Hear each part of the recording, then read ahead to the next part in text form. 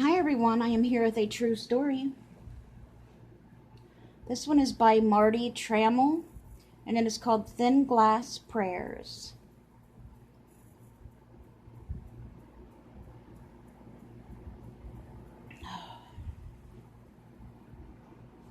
Let's see here. This one is a little longer, but none of them are that long, so. Who do we know who has any money? My young wife, Linda, dropped her head and slid into the green vinyl chair, tearing a clumpy yellow foam from a rip in its side, in the chair side. No one, I guess. Then what are we going to do? Move back into an apartment? I glanced away from her tears, dragging my eyes around the duplex we were renting from a friend. It had started to feel like home. Are we sure we can't squeeze more from our budget? Her warm brown eyes repeated the look I'd seen many times in the past month. Well, we could take food stamps. We do qualify. Maybe we should change our minds and sign up. It would save us the amount we need to pay for the rent increase. She looked around the duplex, as if for the last time. No, they are meant for the poor, and we are not starving. There's got to be another way. I closed a sliding glass door behind me and watched her as she lowered her head. Thin glass separated our prayers. Faded caramel-colored deck paint peeled beneath my shoes as I stepped toward the large styrofoam computer packing container Linda had pulled from the neighborhood recycling bin. She'd turned it into a sandbox for our 2-year-old son Justin and his baby brother Christopher. I sat with Justin on the worn edge of the box. "Daddy, watch this." Justin lifted a small plastic block, revealing a perfect square of sand. "Daddy, this is the house where Mary and Joseph put baby Jesus." Justin loved the deck and the sandbox. He'd play for hours in his make-believe world of sandcastles and Hot Wheels. As I watched him play, hopeless thoughts of moving back into a smaller apartment fell like grains of sand between my fingers. The following weeks faded into the gray clouds of fall. The raise in rent approached. The salary scale at the small Christian college where I taught had frozen because of dwindling enrollment. No answer there. The youth pastor position at the small country church we'd decided to serve could only provide enough to cover the gas expenses. No answer there. The secretarial position my wife had just left to stay home with our sons provided no option for work at home. No answer there. Narnia's always winter, but never Christmas, punctuated my thoughts. One day my wife asked me, "Guess who called this morning after you left for work?" "Doreen." "Your friend from high school? How's she doing?"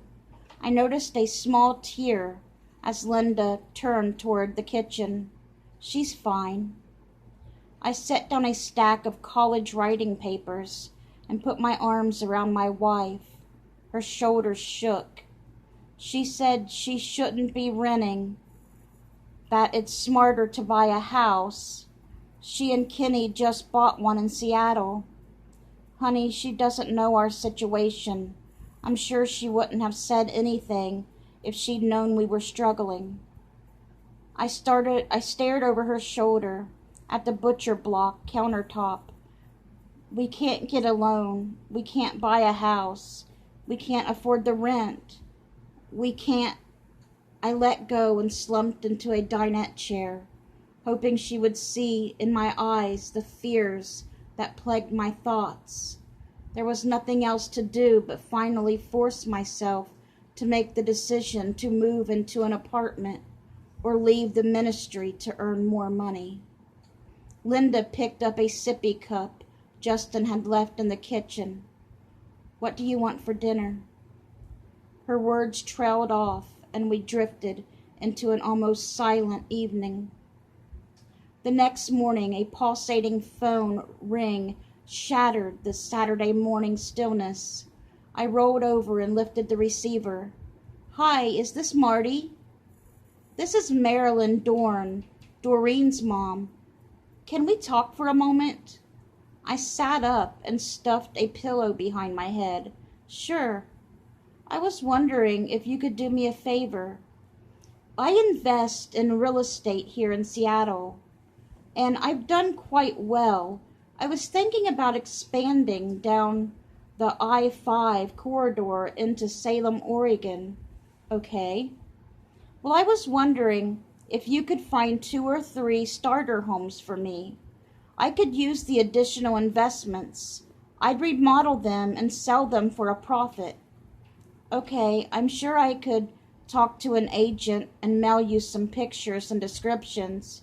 Is that what you're looking for?" "That would be perfect. Are you sure it wouldn't be too much to ask?"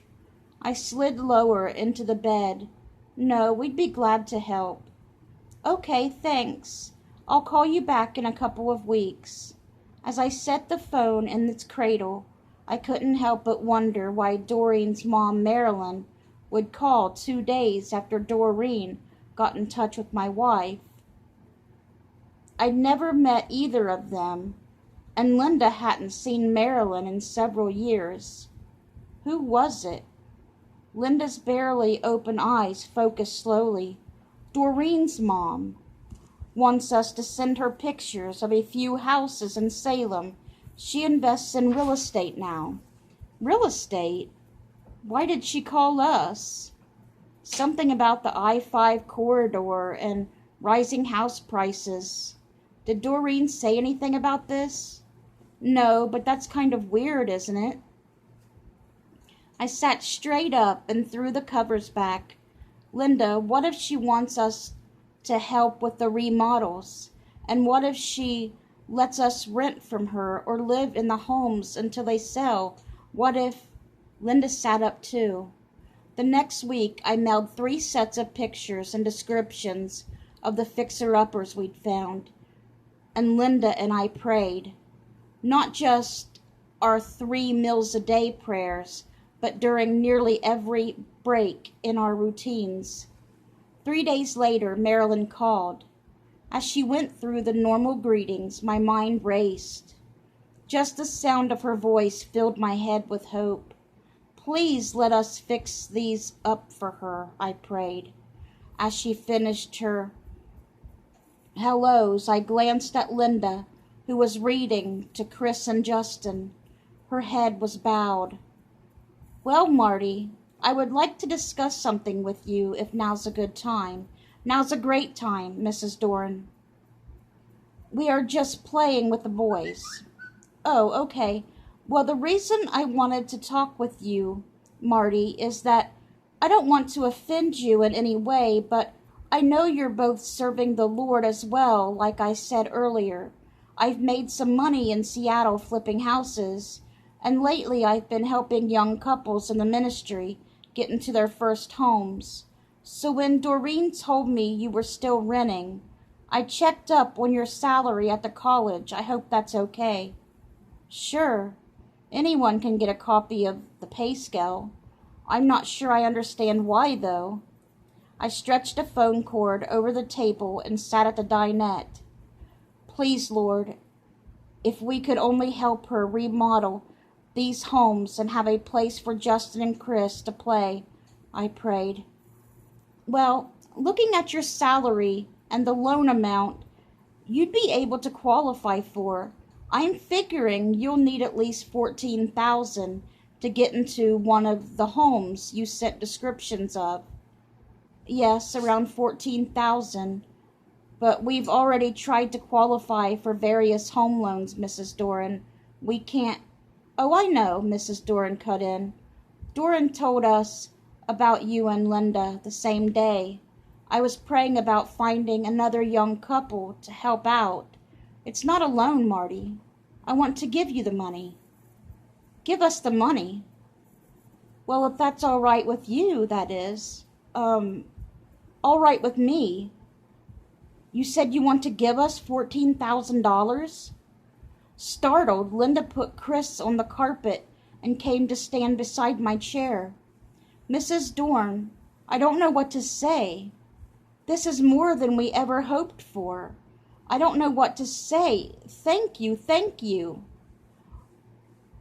What would be the next step? I asked as she stood and put my arm around Linda's waist. I whispered, she wants to help us buy one of the homes we found. Linda and I sat at our table that night poring over the same budget we'd gone over countless times. The worn pages where we'd written figures and erased them over and over were the same. Only this time we penciled in 14,000 on a line that before had been empty. The line item description read, "Our home." The day we signed papers, we wrote a thank you card to Mrs. Dorn. As we opened the door to the mailbox to send it, a letter sat waiting. Linda reached for it. "It's from Marilyn," she said, tearing the end of its envelope. "Dear Marty and Linda, I can't tell you how happy it's made me to be able to help a young couple continue in the ministry. I've enclosed a check as a housewarming gift." A housewarming gift? She just helped us buy the house. Why would she send a housewarming gift? I asked. I don't know. Linda smiled warmly. But do you think we can do anything with $1,000? I waited patiently for the Lord to help me, and he turned to me and heard my cry. He lifted me out of the pit of despair, out of the mud and the myrrh. He set my feet on solid ground and steadied me as I walked along. Psalm 41 and 2. I hope you guys have a great rest of your night.